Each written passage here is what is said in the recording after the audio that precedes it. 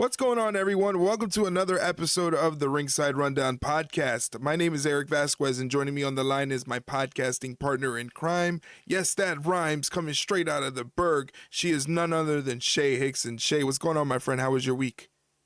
Not too bad. Can't really complain. Pretty uneventful this week. Counting down till next Friday though, because I get to get the back of my hand done, as we've been talking about on the episodes here and there. But it's finally happening, so little early birthday present to myself. So Yes, ready excited for that. are you ready for the pain? I feel like you can never really be ready for it. You just kind of have to know it's coming and just treat it like any other tattoo, really. Because I mean, this is gonna be 21 for me, Wow. so you kind of just take the pain and just know it's worth it in the end. But Well, I can't wait to get the report back on that, because that's always a spot I've been wanting to get done, but I'm too afraid because of the pain, and I don't do good with pain.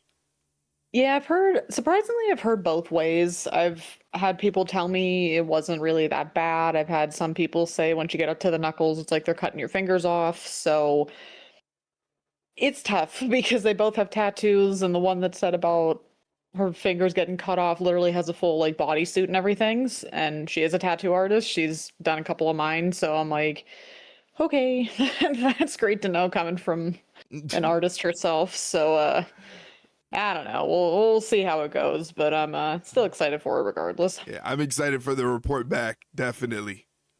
Yeah, I'll have pictures to maybe not for on the podcast, but you'll have pictures for show and tell. Definitely. I can't wait. Yeah, I can't wait either. Well, guys, thank you for joining us on another episode of the Ringside Rundown podcast. This is a podcast about pro wrestling, where we talk about everything that's happening in the worlds of WWE, AEW, and TNA, ROH, New Japan. If it has anything to do with wrestling, we're talking about it. And the way we talk about it is we give you the option to ask us questions, and we answer them here on the podcast. And we also have a special episode this week, because we're also going to be giving our predictions for WWE Backlash that is happening this Saturday coming up. So I'm excited to get to that, because the card for Backlash looks kind of strong. I mean, there's 5 matches on the card. That's so far. You never know. They might add another one out of the blue or something like that. We still have SmackDown to go. But for the 5 matches that we have on Backlash, they look fairly strong.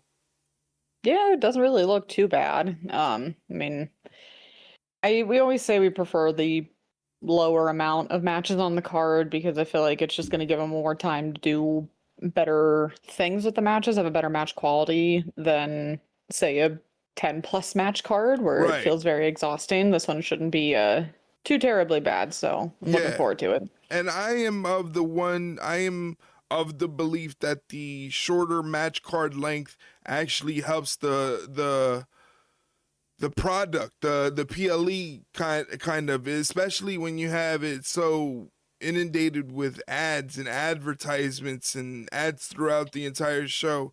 The shorter match card length and the longer matches, the longer match length, actual match, it helps digest the show a little bit better. Yeah, we just don't want a repeat of night one of WrestleMania where it was just like I'd like some wrestling with my advertisements, please. So hopefully they tone it down a little bit, but from the things we have seen over the last week or so when it comes to money and stuff, I don't think that's going to be the case, but we'll save that for later, because boy, do we have some things to say about that. Yeah, that's going to be fun. But we're going to talk about Backlash again. That's happening this Saturday, coming from Tampa, Florida. It should be a good show. I'm excited to get into it. 5 matches on the card, so here we go. Shay and I will be giving our predictions, and if our predictions line up together for all 5 matches, we will have a tiebreaker guess what's going to happen in the match to gain that extra point, and for me to get my title back, because I lost it at WrestleMania. I just had to pick the perfect time to take it back. I was just sitting there waiting. I'm like, we gotta save it for WrestleMania, so it's not going anywhere. It's staying right here. Yeah. I'm gonna get it back. Don't worry. First match up on the card. is a singles match between Seth Rollins and Braun Breaker. Seth is trying to destroy the Vision from the inside out, and first he wants to take out Braun Breaker, but it seems like Braun Breaker's been getting the upper hand on Seth Rollins these past couple weeks. Yeah, you could say that. I feel like that I feel like that kind of leads into what we think's gonna happen. At least I think is gonna happen because, like you said, Braun Breaker's been getting one up on Seth for a couple weeks now, and I just feel like it's got to go Seth's way at some point. So I feel like why wouldn't it be a backlash? Because you said it, he's trying to destroy the Vision from the inside out, and what better way to make a statement that that's going to be happening than taking out a guy like Braun Breaker? So yeah, I think he's gonna finally get some revenge on Braun for all the shit he's been putting him through lately. So I think we're gonna go with Seth here. All right, she's going with Seth Rollins to defeat Braun Breaker. I kind of have to agree, and again, I think the idea that Braun Breaker's been getting the upper hand against Seth Rollins, especially after Raw, you know, he speared him twice in one night. Yeah. You know, it just kind of like, it's one of those wrestling things where you kind of, oh, they're giving him the push on the show, that means he's gonna lose on the PLE kind of thing. Yeah. That's just kind of how I'm feeling, and I'm feeling like, you know, they want to make sure Seth doesn't lose any of his juice. Like, he lost to Gunther at WrestleMania, but losing to Gunther at WrestleMania, especially it being one of the better matches of the night, isn't necessarily a loss. This can be a monumental thing if Braun Breaker is able to defeat Seth Rollins, and then you kind of have to wonder what Seth Rollins is going to do to bounce back. But this could do wonders for Braun Breaker's career for sure. Yeah, I feel like yeah, it's always we always say that there's a way that you can win even if you lose in a match, Right. and I feel like if Braun puts on a great match, then him losing's not going to really do anything. He's going to bounce back. Seth losing's kind of like, I don't really know what you could do from here because you set out to do one thing and lost right out the gate. So I feel like you kind of have to give it to him to help establish the fact that he is destroying the Vision, and you kind of have to get that going somehow. And making him beating somebody like Braun Breaker is going to definitely make the statement there, I think. I agree, and that's why I'm also gonna put my vote in for Mr. Seth Rollins to win his match against Braun Breaker at Backlash. So Great. both off to a typical start. I was about to say typical star. Yep. I mean, expect anything less, really. Yeah, Come on. it's prototypical for the ringside rundown here. But next match on the card is probably the match I'm looking forward to the most. Finally, we get it. A singles match between Io Sky versus Asuka. The only thing that kind of bums me out about this is there's still that lingering cloud of Kyrie Sane is no longer in the WWE hanging over this match. So I'm kind of still I'm still a little sad about that, but I'm still looking forward to the match. I feel like this is going to be the best match of the night. Oh, absolutely. This has been essentially years in the making, finally getting to see this. We've seen little glimpses of it, little hints here and there, but it's like we're finally getting it. Perhaps a year or so or a few years overdue, but you know what? It's better late than never at this point because yeah, these two are easily going to have the match of the night, and it's not going to even be even close because just the chemistry they have, the bad blood they have, they're both fantastic in the ring, and if you give them enough time and not undercut them, they're going to steal this show. Yeah. It's like it's a given. This is almost like you can almost like guarantee that we can bookmark this and just say that we told you so when they do, because it's just I'm excited for this one. This is definitely the match I'm most excited for. I do have to agree with you though with Kyrie. It kind of sucks because I wonder if she was still around, if perhaps the outcome might be different or would have been different, or she obviously would have factored into this match in some way, shape, or form, whether it be like during the match or afterwards. But this is tough. Yeah. I the one cool thing about this match is I saw somebody refer to Asuka as a Gotham villain. Yeah. I and mean, yeah. especially after what she did on Monday night, where they had the face to face sit down and they get that close up zoom, and she sprays the mist. Hmm. She definitely gave me some Joker vibes there. Oh yeah. Oh, absolutely. It was it was so funny though, because you would think if we put our like reasoning and logic to this match, to what we did with Seth Rollins and Braun Breakers, we'd be like, oh yeah, Io's definitely winning because she has to get some measure of revenge on Asuka, blah blah blah. But it's also just like, if you look at it on paper and just look at both of their careers over the last however long, we'll just say give or take, I feel like if one of them had to lose and it wouldn't affect them negatively, really, it would be Io. I feel like she could eat the loss on this and it's not going to matter. She's still going to be one of the best wrestlers in the women's division. She's still going to be insanely popular. She's still going to be great. I feel like you need to give Asuka something at some point. Mm. Like, she's just too good to not build upon, because she was probably the most dominant wrestler you had, period, for a long time. And we need to get her back to like NXT Asuka. Like, we need to get back to the undefeated Asuka, Empress of Tomorrow, like that killer, but with this extra like killer instinct that she has now. I feel like you got to give it to Asuka. Yeah. Just, you got to give her something. She needs to build off of. I mean, she lost her tag partner, so there goes whatever story you guys were gonna have. But I still think if you give her the win, though, you can help. You can build off of that. And again, Io doesn't need to win.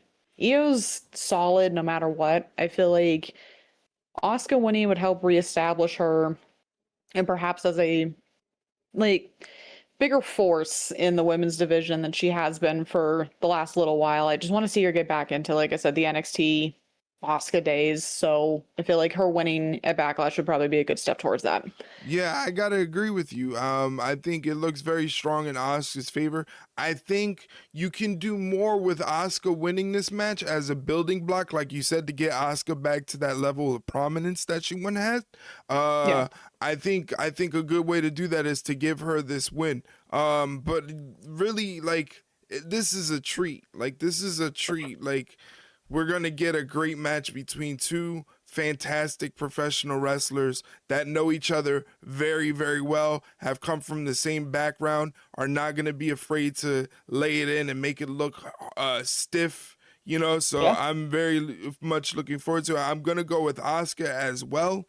I just think you could build off of what Asuka can do with a win here, rather than Io Sky, who, just like you said, even if she loses, she's still going to be regarded as one of the best wrestlers, male or female.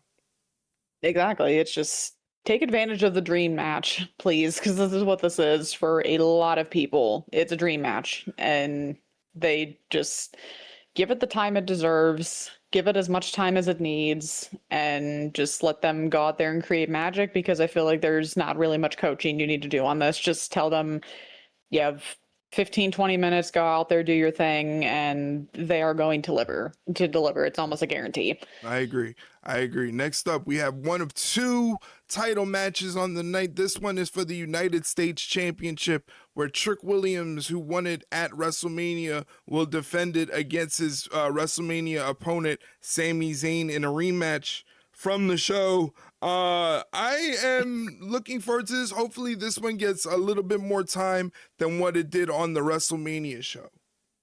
Yeah, and hopefully we don't have to worry about the gingerbread man corpse anymore thing. Like, I don't know why this is.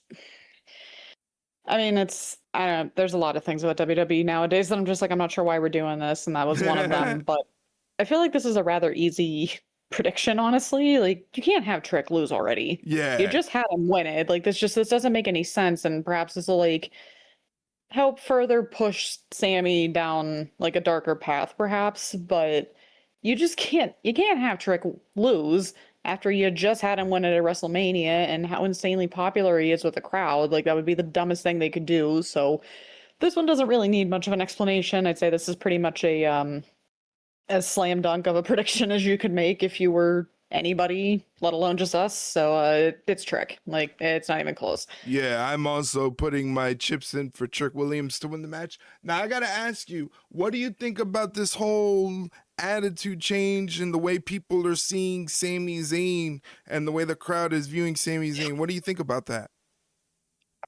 I feel like unfortunately it was only a matter of time, because I think the problem is that you can only do the underdog story for so long until there's an actual payoff. Mm-hmm. And the really, aside from perhaps we'll just say like WrestleMania 40, I feel like that's the closest to like an underdog payoff that they had with Sammy, but they didn't really do much after it. Right. And then it's just like, well, that's what you are. You're just the perpetual underdog. I mean, that's what you're good at. And it's just like, okay, but you have to give the fans a reason to actually care that he's an underdog, aside from just he's an underdog and that's it. That's what's going to work. So it really wasn't a surprise. Like, it was a matter of time before they turned on him, because there's just, and it's a shame too, because it's really through no fault of his own. It was typical creative, because if they would have had a payoff at some point over the last few years, we wouldn't be having this conversation right now. Right. But they just failed to pull the trigger for what reason or another. If it wasn't the right time, it wasn't convenient enough, there was always somebody in the way, blah blah blah. There were better options, whatever. It would be a completely different story. But it's just the fans are kind of tired of seeing him like, oh geez, guys, I guess I'll just get him next time. Like, I got it next time for sure, and then he never does. Right. So I think it was just a matter of time. It really doesn't surprise me that this is the way the fans are treating him, because you can only do it for so long with no real payoff. So it was kind of the writing was on the wall. Now, do you look at this match as Trick Williams is the good guy going into this match and Sami Zayn is the bad guy? I feel like, yeah, if you had somebody who didn't watch WWE or just hasn't seen like this whole feud with Trick and Sammy, and just told them, just watch the match, pay attention to the fans, and then at the end you can tell me who was the bad guy and who was the good guy, everybody would, 99.9% of people would probably tell you, oh, well, Trick's the good guy and Sammy's the bad guy. And it's just like, yeah, I still was kind of surprised why they didn't do the double turn at Mania, because I feel like we were both pretty much expecting it to happen and they didn't. So maybe Backlash is where they're gonna actually do it, perhaps. Maybe. But that remains to be seen. But yeah, I feel like it's safe to say, even though WWE might want us to think differently, I feel like the fans are going to treat Trick as the good guy and Sam as the bad guy for sure. Yeah. I don't know if WWE necessarily looks at it that way. I think they kind of look at it as somewhat of a challenge and say, okay, the fans are really into Trick Williams. No matter what we do to try to make him out to be a bad guy, they're still into him. He's too cool to boo, so we could just figure out a way to make him a face. I don't think they have too much difficulty with it, and especially if they just let it happen naturally. Yeah, because I mean, unfortunately, we have seen cases of trying to force a good guy, bad guy dynamic onto two people backfire horrendously. Let's look at Charlotte and Becky from a couple years ago. So maybe they learn their lessons and, like you said, just let things happen naturally and work around it. You guys should be intelligent enough to be able to work on the fly. So if the crowd's pushing you in one direction, then pay attention and do something that it's going to make sense with what the crowd's going with. I mean, granted, sometimes the crowd doesn't always right, but in these kind of cases, it's like, all right, they're pretty much telling you what they want, so just give them what they want. Yeah. Yeah, it sounds like that's the case. So we both have our chips in for Trick Williams to defeat Sami Zayn and retain the WWE United States Championship. Next up, we have a special tag team match. It is The Miz and Kit Wilson taking on Danhausen and a mystery partner for Danhausen. Now, do you have any idea who the mystery partner for Danhausen could be? I have no idea, dude. Like, I've been trying to think about it, and for whatever reason, nothing is coming to my head at all. Do you have any ideas? I have no idea. Like, I don't know. Is it gonna be like? And the worst part is, this poor Mike probably is just rolling his eyes because I know he has a question about it, because I think he flat out asked us like who's gonna be Danhausen's mystery partner, and it's like, dude, I couldn't I couldn't tell you. It's Yeah. like, are they gonna go for something like comedic just because it's Danhausen, or are they gonna actually like do something that's genuinely gonna shock people? Like, what are we doing here? It's like I literally couldn't tell you, and it's just like I have no idea. I Usually we have a pretty good indication. I got nothing. I saw on a TikTok highlight of the segment, because I always like to read the comments on TikTok about Danhausen, because they all pretty much surmise it the way as like, can't believe this guy first weekend gets booed and now he's one of the best things on WWE TV. They all love Yeah. Danhausen. So, but a lot Yeah. of people were predicting CM Punk, Pepsi Phil. He Oh was my God, could you imagine? he was gonna call on Pepsi Phil to come help him out. I think that's a smart move. Yeah, I that'd be kind of yeah, funny. I think that'll get the internet talking.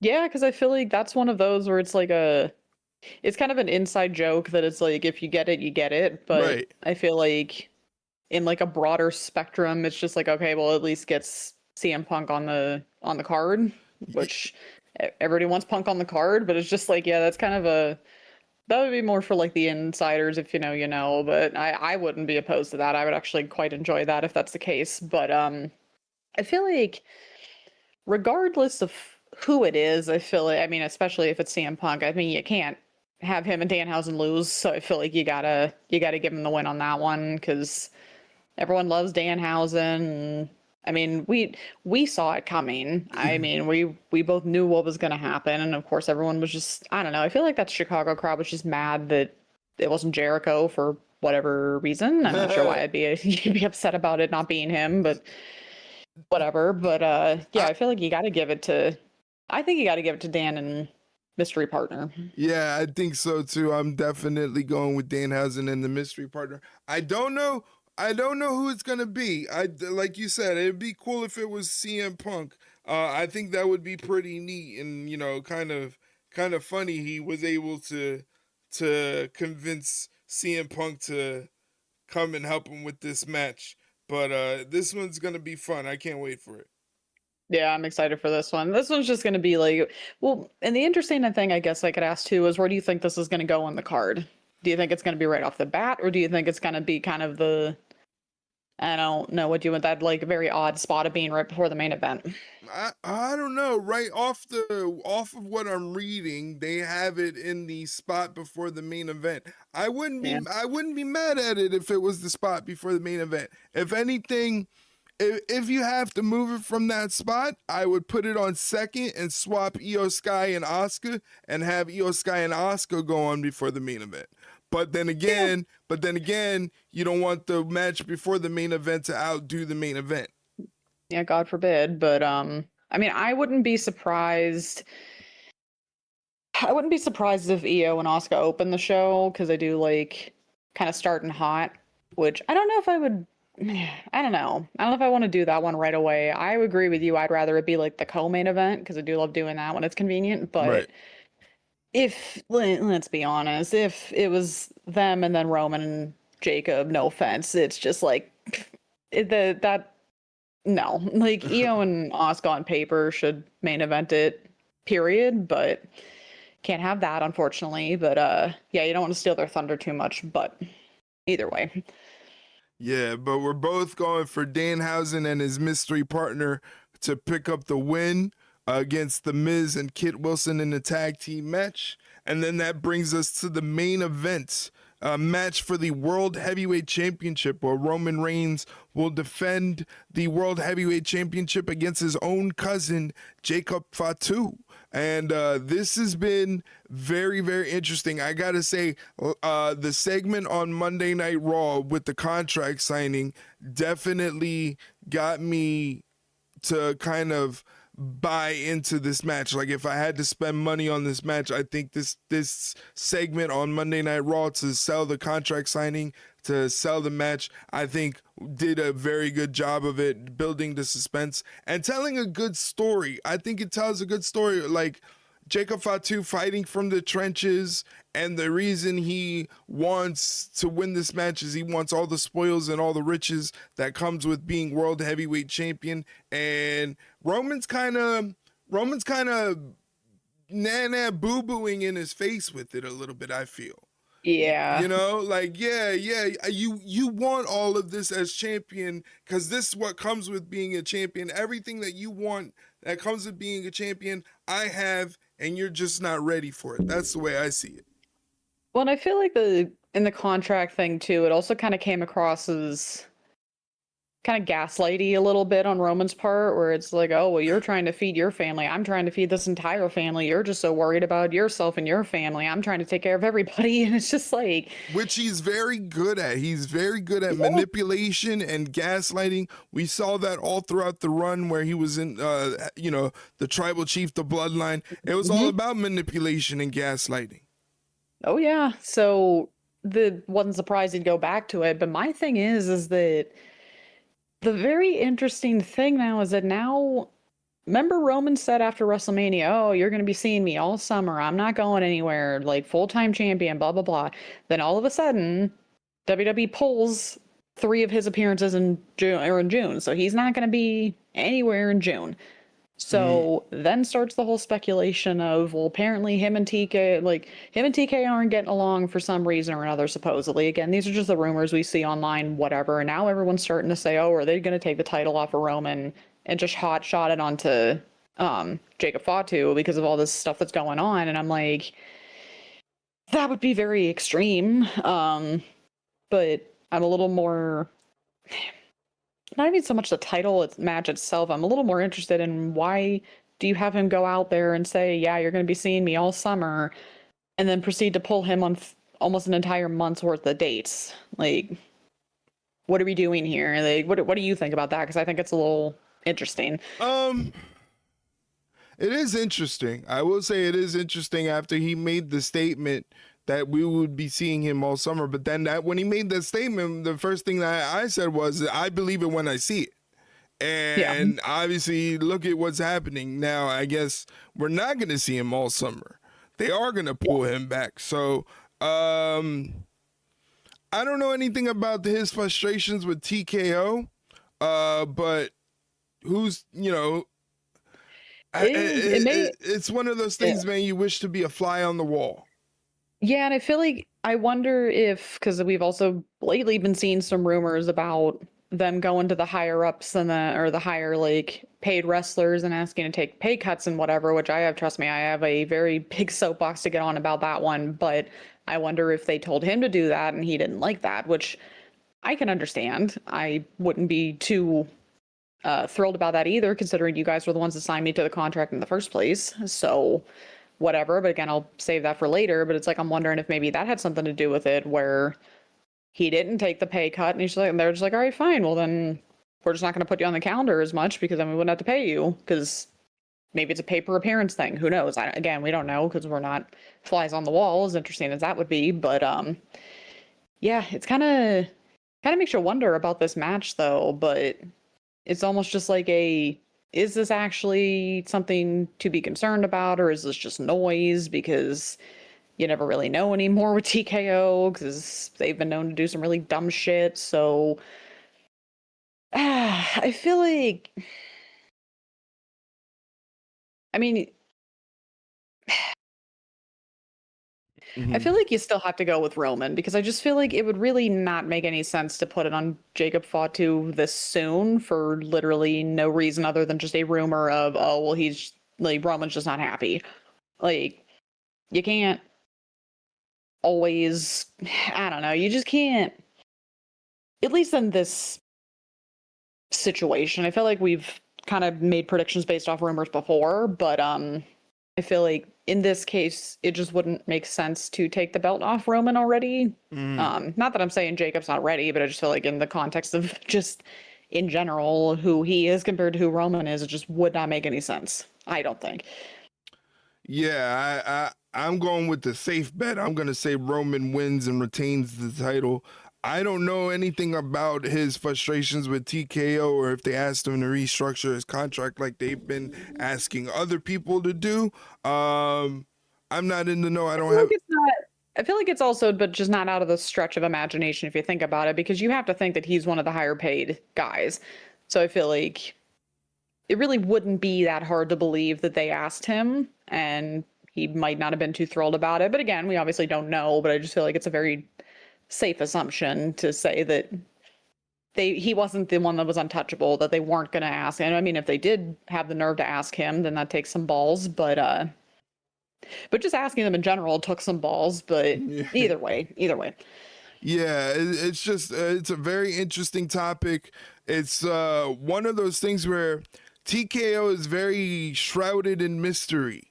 We can't seem to put a crack in it. It's not like it was. It was kind of easy to see these things when Vince McMahon was in charge because we all knew who was the one and the only. You know. Now it's like a bunch of mystery people. Yeah, suits. Yeah, it's a bunch of mystery suits. You know. Yeah. Yeah, just fucking crazy with these pay cuts and everything, but I'm still going with Roman Reigns to retain the World Heavyweight Championship against Fatu, which leads us to we have to come up with the tiebreaker because we predicted on every match the same winners. For Braun Breaker versus Seth Rollins, we both chose Rollins. Io Sky versus Asuka, we both chose Asuka. Trick Williams versus Sami Zayn, we both went with Trick. Danhausen and a mystery partner versus Miz and Kit Wilson, we both went with Danhausen. And for the main event, we both went with Roman Reigns. So we got to come up with a tiebreaker. I think I have my tiebreaker. Yeah, I think I got mine too. I feel like we haven't had to do this in a minute. This is interesting. So either we're living together or dying together. I guess it just comes down to this tiebreaker. I'm gonna say in the Danhausen tag match, I feel like this is so silly, but I just feel like it could happen. I feel like we are going to see Danhausen punch someone in the groin. Okay, Danhausen punches someone. Such a weird sentence to say, but it's like punches. It's true. Someone in the groin. No, I'm with it. I'm with it. It's something he would do. Yeah, definitely. All right. For my tiebreaker prediction is that during the Io Sky versus Asuka match, Asuka will use the mist at some point. Yeah, that'd be a pretty safe bet too. So I'm going with that. See. I'm going with that, and that's the tiebreakers. You say Danhausen is going to punch someone in the groin, and I say Asuka will use the mist on Io Sky during their match. All right. We'll see who wins on that one, but... There you have it, ladies and gentlemen. That is our predictions for the WWE Backlash PLE that is happening on Saturday starting at 6 p.m. The first hour of the show is going to be available on ESPN2, and then afterwards they switch over to the ESPN Unlimited app. Make sure you have your app all updated and your subscription paid for, or unless you have it like I do through your cable provider, that's all good to go. So that way you don't miss the show. Like I said, I feel like this is a very strong card. There's everything has something to get you interested. Yeah. And if the whole thought of Io Sky and Asuka doesn't sell you on this pay-per-view at this rate, I don't know what does. At this rate, like, I mean, obviously Roman and Jacob, but I mean, Asuka and Io is worth the price of admission alone. Yeah. Now, before we get into the questions part of the show, I kind of wanted to get your opinion on this because we're talking about this PLE that's coming up. It looks like a solid, strong card, and I even mentioned this on the stream last night during Monday Night Raw. I said, to me, I don't really have anything bad necessarily to say about the WWE product other than it feels like it's one big giant advertisement more than a show. The advertisements take away from the show, and you can sense that everything is a money grabbing scheme and it's kind of feeling soulless. But as far as the wrestling and the wrestling psychology on the show, everything is pretty much there. So I kind of am baffled when I see these things on on the internet, like on Twitter and the internet wrestling community, saying that the WWE product is bad. Am I living in La La Land or something? I feel like the problem is that the exact reasons you gave are the reasons why people are complaining, but they don't really know how to like format that thought. They just lump it into it just sucks, and that's it. Ah, But I feel like, at least for me, the wrestling itself isn't the problem. You pretty much said it. The issue is that it just doesn't have a soul anymore. Like it just feels so corporate, so money hungry that it's just like it's not like I don't find myself being as invested anymore because it's just like, okay, well, I know what we're gonna get. We're just gonna get, yeah, we're gonna get the wrestling, which is good. We're never gonna complain about that. But it's like we're gonna get ads after ads after ads, and it's just gonna, like I said on the WrestleMania recap, feel like an MMA fight in a different coat of paint. And it's, yeah, I think people just don't know how to.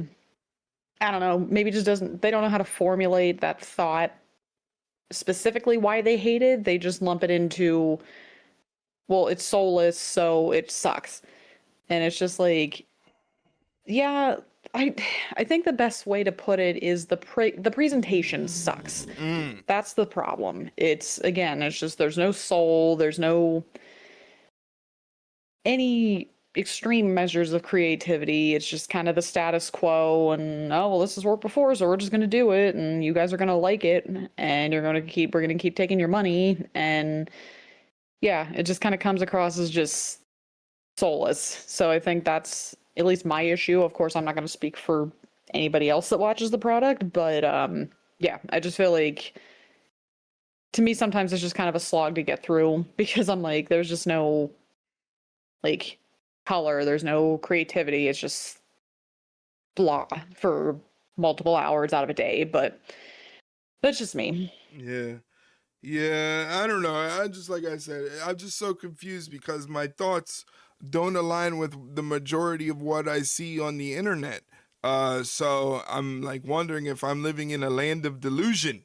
I think you're just more idealistic than most of the wrestling community as a whole. I think maybe that's it.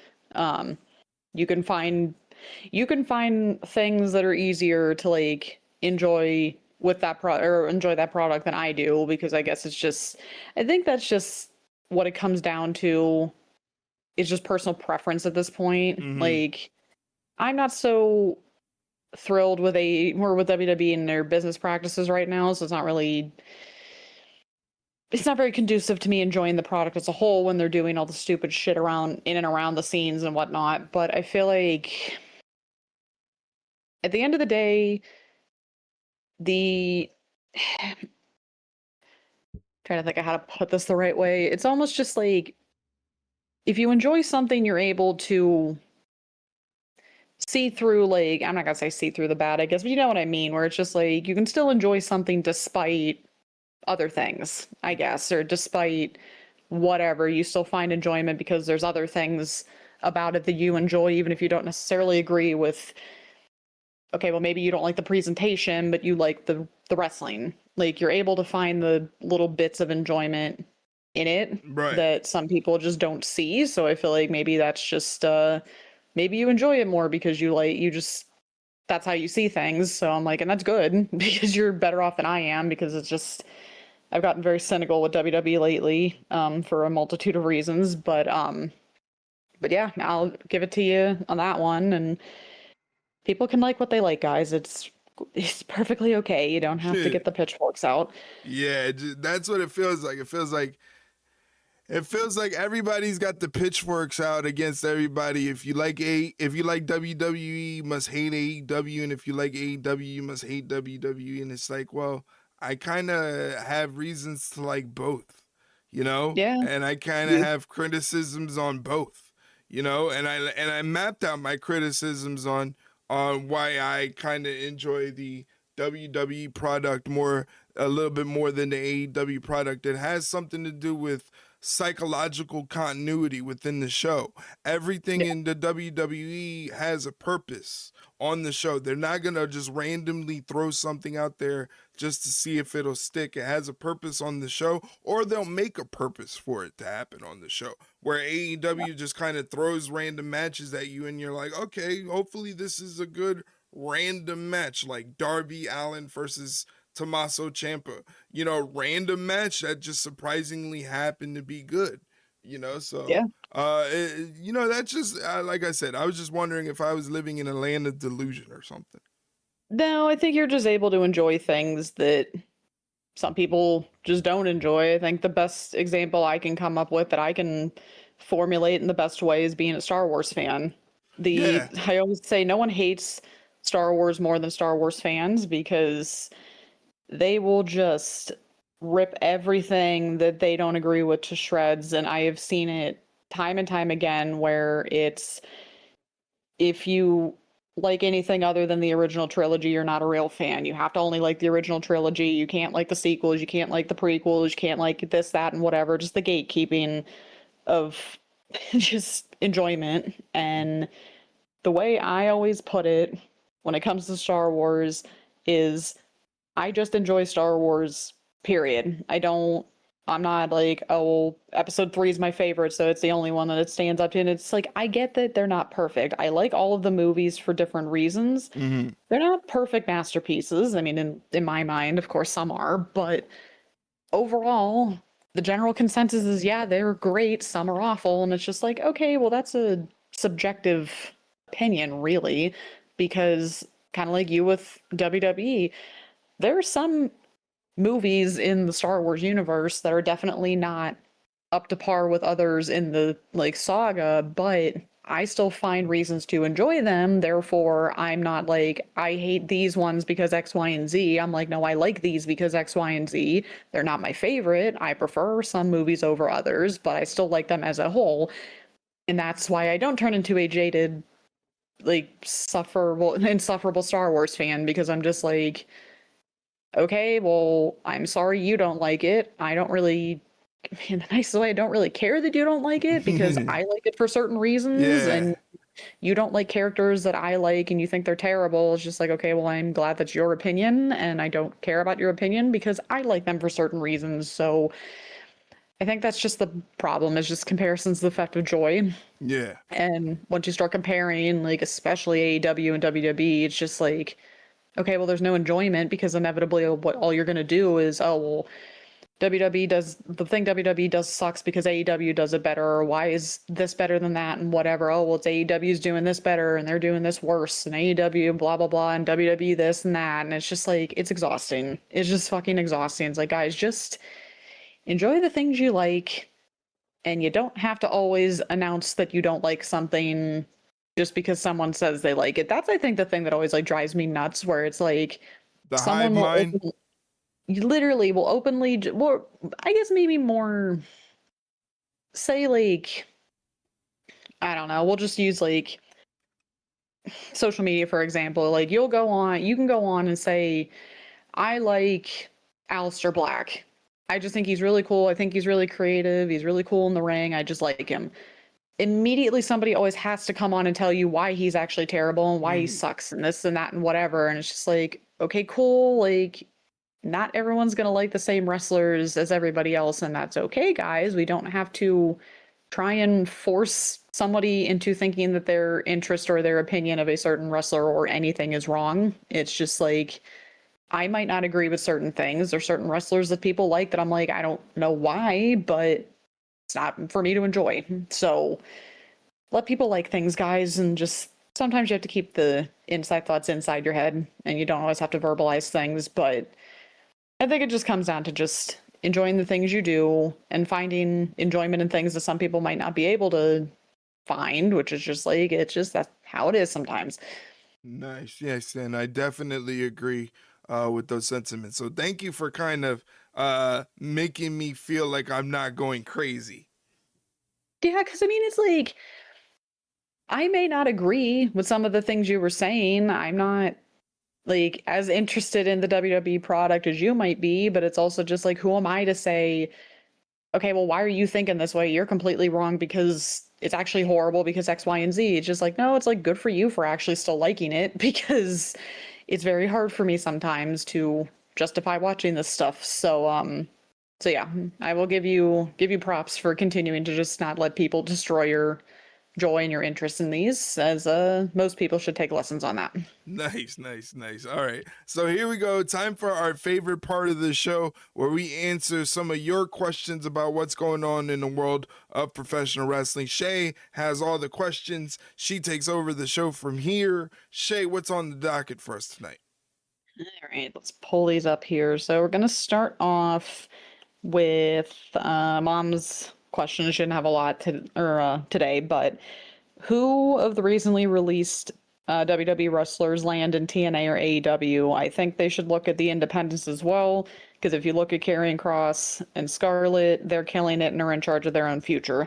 I completely agree. I think the problem is everyone immediately just goes to, well, they have to go to this promotion, they have to go to that promotion, it has to be a big name, X, Y, and Z, they have to do it. It's like, not really. And Carrion and or Killer and Scarlett are the biggest example of it because they're just doing their own thing on the indies and they're doing just fine. And the popularity with them is still there. People still pay to see them. They've been winning titles on all these independent circuits. So sometimes it's not always the answer is a promotion. Sometimes just doing some runs on the indies will be just fine. But for the ones that have been released and or have walked, because again, that's another talking point we'll have later, I feel like we kind of touched on it a little bit before. I feel like the Motor City Machine Guns are pretty much almost a lock to get into AEW because they kind of already showed up there, and I'm Yeah. sure they didn't have any like ill will within the company, so I'm sure they'll come back.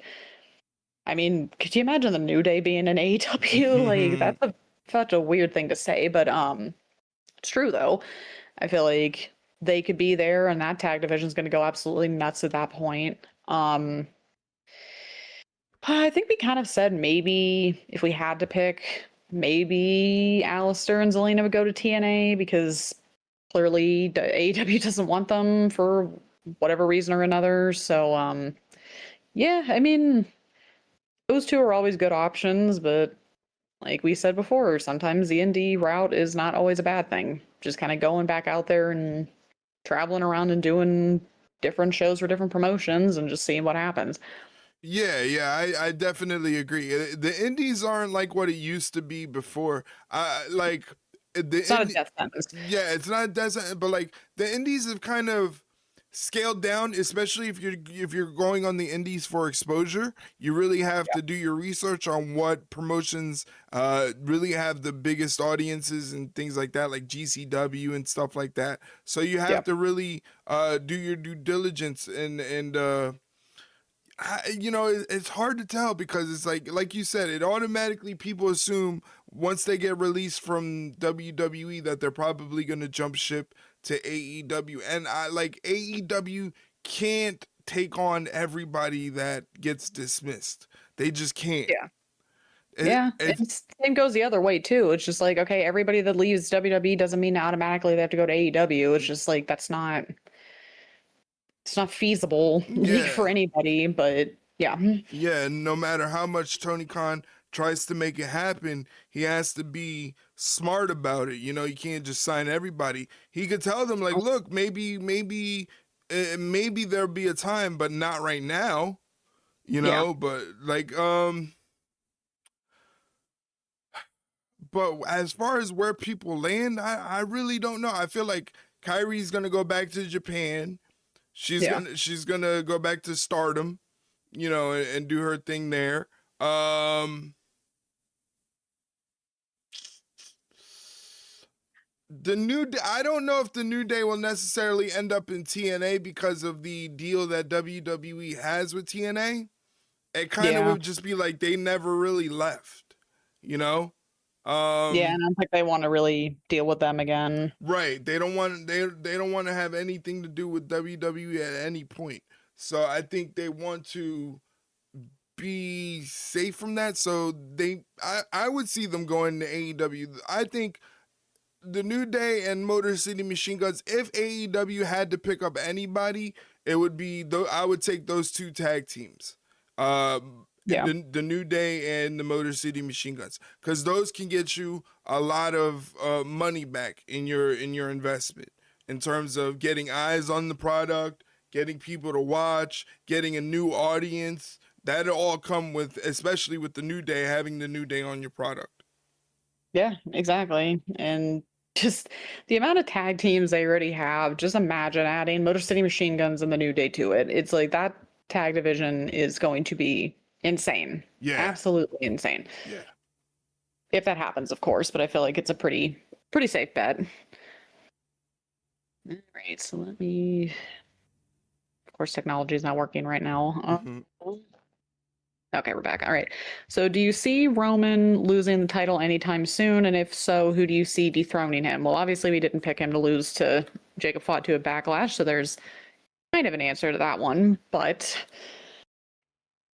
I don't think they're really. As it stands right now, I just don't think there's anybody believably that could beat him right now. Yeah, I don't think so. Yeah, so I don't think it's going to be anytime soon. I mean, I don't. Definitely not going to start a Backlash, that's for sure, unless as soon as we say that and then something dumb happens, but which we hope not, and if it does, don't blame us for it. We didn't do anything, but yeah, I just don't see him losing anytime soon. It just doesn't make any sense for him to lose. I don't see them throwing it back on Punk just yet. So yeah, I don't really see him going anywhere anytime soon. I mean, clearly he's not going to be here in June for some reason, but we still don't know what that's all about, and clearly we're not going to know what that's about. But yeah, I say just get used to him with that title for a while, because it's not going anywhere. Yeah, it just doesn't seem like WWE has anybody on his level, really. No. They really had to work really hard, at least in my eyes, to get Jacob Fatu to a believable level, to get him on a level where people could say, yeah, he's a legitimate threat. At least he might not win, but he is a threat. He is going to make a run for it. You know? Yeah, because we even said when they first started it, we were kind of just like, I don't really know if that's a good idea. And I mean, they've sold us, but it's just a matter of there really is nobody. There's really nobody that they could like throw out there and people wouldn't immediately go, I don't know about that one. Yeah, that's the thing. And that's the thing. I can't think of anybody that's like on Roman's level. I really can't. I really can't think of anybody that really is on Punk. Punk is the only one that I can see, and obviously that's not in the cards right now. So yeah, it's gonna be a while for them to take the title off of Roman and make it believable. Yeah, yeah. Well, and the problem is too, I feel like, yeah, Punk maybe charisma and like character wise is like the only one that can really touch him. But even in the ring, we saw at WrestleMania, it's kind of like it was pretty obvious he was a step behind Roman. So physically, that's not even the case. But it's just, yeah, it's kind of tough because you're never going to really anytime soon have someone where you're like, yeah, that's absolutely a guy that's going to beat him. And it's just like, even if there isn't, they hopefully, if they do the right things, can get somebody into that position, because if they can make Jacob Fatu a believable threat at this very moment, they could make somebody else. It's just a matter of who that's going to be. I agree for sure. All right, so that was actually all of Mom's questions and whatnot. So, Mom, thank you again. We appreciate it. Thank you, Mom. And let us go over to Mike's questions. So we're starting off with, what is our favorite New Day memory? Oh, wow. My favorite New Day memory. Tough one. Yeah. I would have to say during Kofi Mania, there was a segment on SmackDown because Vince McMahon didn't want Kofi to win the world championship. He didn't see him as world championship material. So he was trying to stack the deck against Kofi. And there was one episode of SmackDown where they had a tag team gauntlet match where the only way Kofi would get his shot is if the New Day, Xavier Woods, and Big E won a gauntlet match that they had to start. And it was an excellent gauntlet match, concluded with the Usos coming out. And the Usos could have definitely beaten Xavier Woods and Big E at that point and crushed Kofi's dream, but they decided to forfeit. And that was something, you know, you never really see someone outwardly forfeit a match, and they outwardly forfeited the match so that the New Day could win and Kofi could continue on. And that gave us Kofi Mania. And that's probably one of my favorite memories, along with like the New Day podcast was so great. When they used to come out and they used to throw their ring jackets at Corey Graves on commentary. I used to love that. So yeah, I'm definitely gonna miss the New Day. Yeah, I think just the whole like era of that time of the New Day, where it was the Booty-O cereal, the unicorn horns, just the big bowl of like the big box of Booty-Os they came out at WrestleMania. That was just like so funny to me, and it just kind of, I think it wasn't a specific thing that New Day did. It was just at the time, when my best friend, when we were still best friends at the time, she wasn't really as much of a wrestling fan as I was, obviously. She was just kind of like a casual fan, but she would always talk about the New Day and how much she loved it, and it was just so hilarious, and it's like she couldn't miss it every week, and it just like got her more into wrestling at the time. And I got her own little like unicorn horn that they were selling at the live events, because I went to a live event and she couldn't go, so I got her that. And it was just good memories of that back in the day, because it was just that lighthearted fun where it's just like, yeah, this is the kind of like comedic wrestling that just works. Right. And it was just, yeah, it's definitely not going to be the same without them. It's going to be very weird, but good for them though for sticking up for themselves. And I feel like, double check on Mike's questions. I feel like we have a question about it a little bit later down the line, so I'll save what I want to say for that. But yeah, good for them for sticking with their guns though, because yeah, it could have went another way, but glad that they were able to stick up for themselves. I agree. All right, so did you ever think Kofi would leave the WWE? For the longest time, no, but clearly I think all these series of events lately pretty much shows you that there is no such thing as a WWE lifer anymore, because everybody you would think would stay, like Dolph Ziggler, I mean, Kofi at this point is just gone, and it's just like, wow, loyalty doesn't mean shit to TKO at this point. So I agree. yeah, it's unfortunately though, it does suck. But again, and unfortunately we hate saying it, but it's the truth. It's just like, that's just corporate America in a nutshell. Like, loyalty doesn't get you very far. It can get you somewhere, but loyalty only gets you as far as somebody else wants you to go at the end of the day. Because you could be the best employee, you could be like the steady, like the good hand, you could be the one that always shows up to work early and with a smile on their face, and oh, everybody loves them backstage, but at any point, someone could just be like, yeah, we don't want them here anymore, and it doesn't matter if they want to stay. And you can just leave. Or, on the flip side of it, you could have somebody who was so loyal to this company, and you give them a choice that is a very unfair choice, and they're just like, you know what? Loyalty can only go so far on their end as well, and they decide to go somewhere else, and which this was the case they did with the New Day. So yeah, it is... Ugh, it's just weird. It's weird that we're even talking about this, because I didn't think we would, but that's the TKO era of WWE for you, unfortunately. All right. So, yeah, well, this is kind of another thing we were talking about with AEW, and they're very questionable kind of choices when it comes to their matches. So why doesn't AEW just make all of their tag matches tornado matches? The roughing in these matches are atrocious. Yeah, I feel like that's always been kind of a thing. I've always said consistently with AEW is that they're very, very good at making their referees look incompetent when they're not. Right. And make it so, yeah, you want them to be distracted, or oh yeah, you want them to do this or that or whatever, but it's also just like, I guess maybe we're also just so preconditioned to what reffing in like WWE is, that when AEW does it a different way, it's like, well, how dare they? Because that's not how it's supposed to go. But you have to make them at least look like they have some semblance of control in these matches, because it's just like half the time they just, like Mike said, they just go into free for alls. Yeah, Because it's always so funny when we're watching AEW on stream and Mike is in chat just losing his mind over the referee not doing anything, and then it's just people bouncing off the ropes going crazy, and Mike's just like, this fucking referee. It's just like it's so great. it's the truth. And then I know one of mom's biggest pet peeves with AEW is when like something will happen outside the ring and the ref decides to go outside to like check them instead of trying to count. It's just like, she's like, your job is to stand in that ring and count to 10. That's like what a referee is supposed to do. Why are you going out there? Yeah. Oh, we need to make sure if everybody's okay. And it's just like, yeah, I get you want to make sure they're actually fine in case something happened, but it's like, guys, come on. Like, what are we doing here? Um,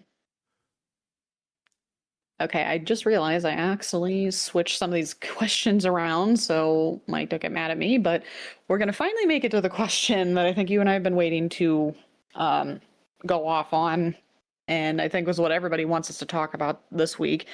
So it's nice to see the WWE executives giving themselves a pay bump while allegedly asking some talent to take a 50% pay cut. Yeah. That is that is the highest level of corporate greed and just the absolute nerve of these people to give themselves raises and then to turn around to your employees and be like, yeah, so I know I like gave myself the raise, but yeah, we're gonna need to like fix our margins because of that. So can you like, cut half your salary just because it's us?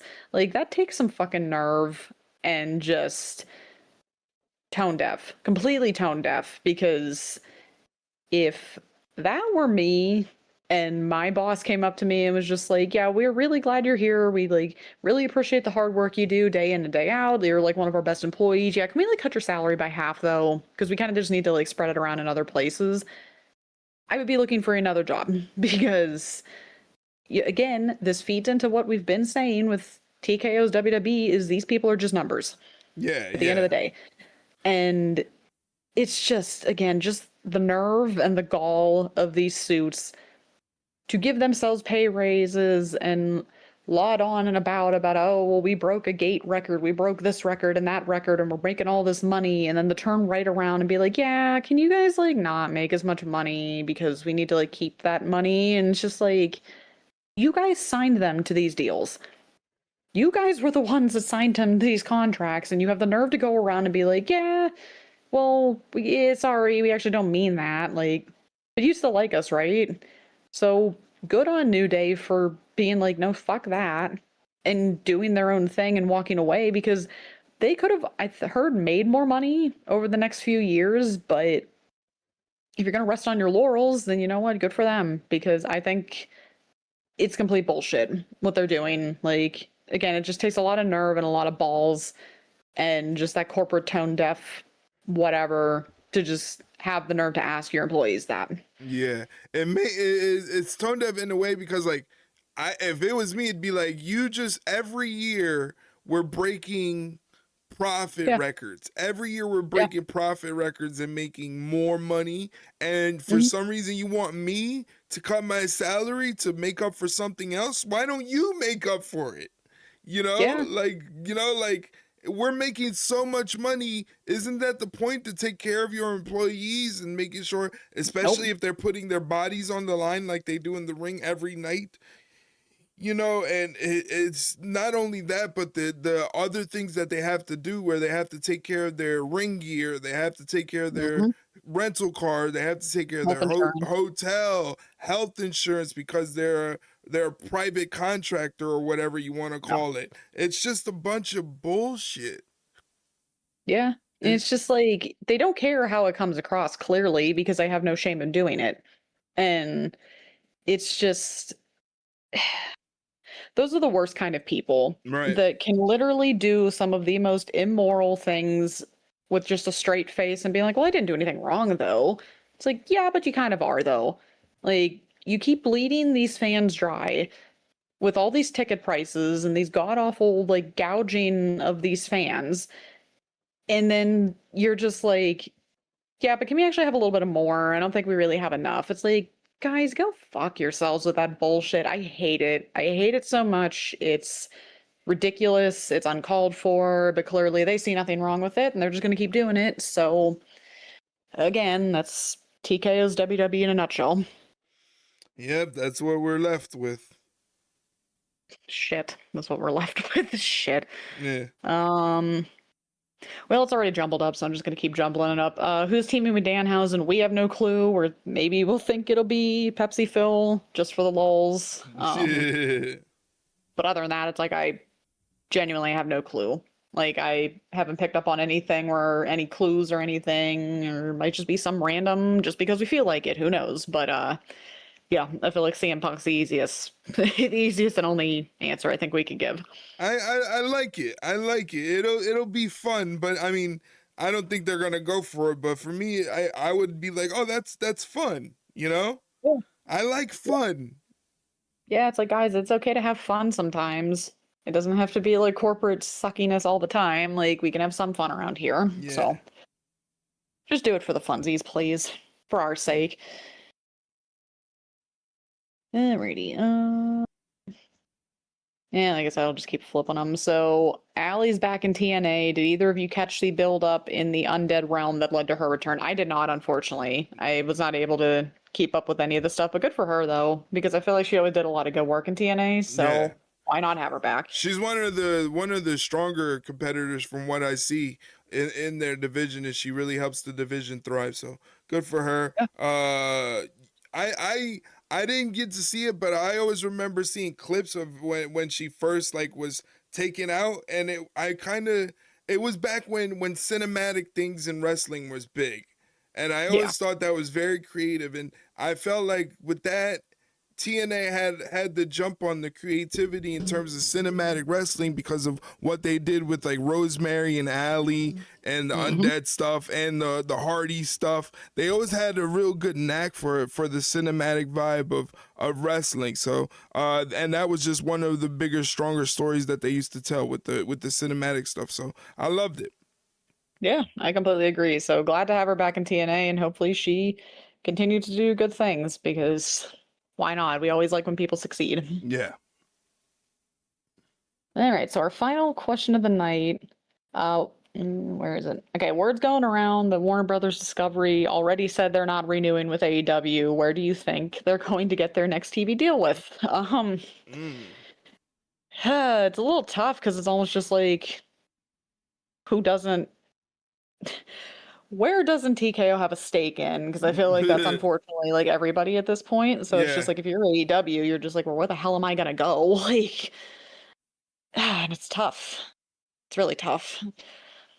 I heard rumors of YouTube. They're gonna be exclusively broadcasting to YouTube, but I don't see as that being I don't Which I mean, see. it could work. I mean, it can, but I don't know. I don't know. That's a little dicey. Yeah, I mean, it's tough because like YouTube can work, but you have to make the money somehow. Because I mean, for example, um, the PWHL, the Women's Hockey League I watch, all of their games are free on YouTube. So it can work. It's just I'm sure they have to have a specific type of, I don't know, like business deal or business whatever, but I don't know. I feel like if you're a big company like that that's been around for at least a few years, I mean the PWHL's only been in or only around for like 3 years, I think.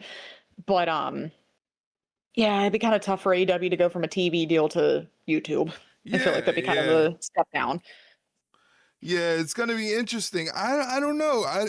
Because it's like here we go again. Because this is the same situation they were in last time when their deal was up and they were trying to see where they were gonna go, if they were gonna stay with Warner Brothers and everything like that. So it's like, oh, we gotta go through this again. This is gonna be like a million tweets of why AEW is going away and they're gonna fail and they're gonna close up shop now. The YouTube threads are sure going to be revving it up now because it's just like it's always got to be something. But it adds more fuel to and like you said, the downfall of AEW, those like fun little video essays on YouTube of like, oh, the failure of AEW, oh, Yeah. AEW is finally like dying, and it's just like, oh, shut up, like shut up. Like I'm sure they'll find something, but it's just like, why do they keep finding themselves in these positions? Like, Yeah, what the heck? they gotta secure a long-term deal. Yeah, like it. And then again, it's just tough because TKO is just buying up everybody or just has stake everywhere. And a TV company or a broadcasting company is not going to want to deal with both of them because that's just a conflict of interest that could only cause more problems. But yeah, I don't know. It's tough to say where they're going to land at this point because if Warner Brothers already flat out said they're not coming back, it's just like, well, then where the hell are they going to go? Yeah, I don't know.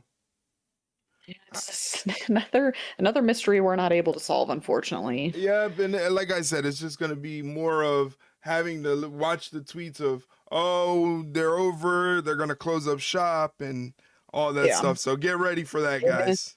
They're like, oh, they can't hold a TV deal. See, guys, they're not legit. It's just like, oh, shut up. Like, just shut the fuck up. No one wants to hear it. But, Oh what? man.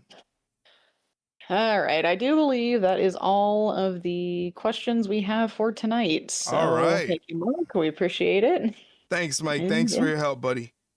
yeah, we're all good. All All right. right. That's it. Yeah, there you have it, guys. We're out of here now. Just to let you know before we get out of here where you can find this podcast. This podcast is available on all podcast platforms and on YouTube. So you can find it on places like Spotify, Apple, iHeartRadio, Amazon Music, or Audible. And like I said, it's also available on YouTube if you don't have a particular platform that you use. If you do have a particular platform that you use and you can't find the podcast on there, then hit us up on social media on Twitter, Instagram, or Facebook at Ringside Rundown. Hit us up, let us know what platform you use, and we'll try to get you a link to that platform on the silver platter. But the caveat is you have to give us back the silver platter because it belongs to Shay's mom, and she did an excursion for women's All Japan Wrestling back in the 80s, and she used to fight Dump Masamoto and a bunch of all those crazy women out there, so she's very, very dangerous. Yeah, you don't want to make her mad, guys. Trust me. Just take my word for it, please. Especially when it comes to her silver platter. So make sure once you get the link on the silver platter, you give us back the silver platter so we can get it back to Shay's mom. Like I said, it's available all across the board. And if not, if you can't find it on a particular platform, it's available on YouTube. Everybody uses YouTube. Like I said, Yeah.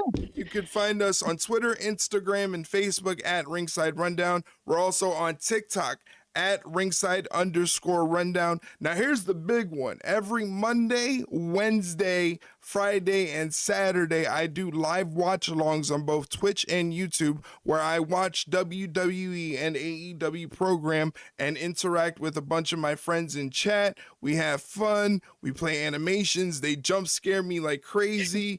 It's a good time. So if you want to join the chaos and join the fun, come find me on Twitch and YouTube, twitch.tv/ringside rundown. Again, that's twitch.tv/ringside rundown, and available on YouTube, youtube.com/@ringside run pod.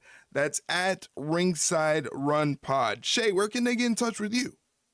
You can find me on my wrestling Twitter at ShayRingside_. The running joke, as always, it's just like Eric's. I just copied the homework. Just a little bit, though. I didn't make it too obvious. Yep, there you have it.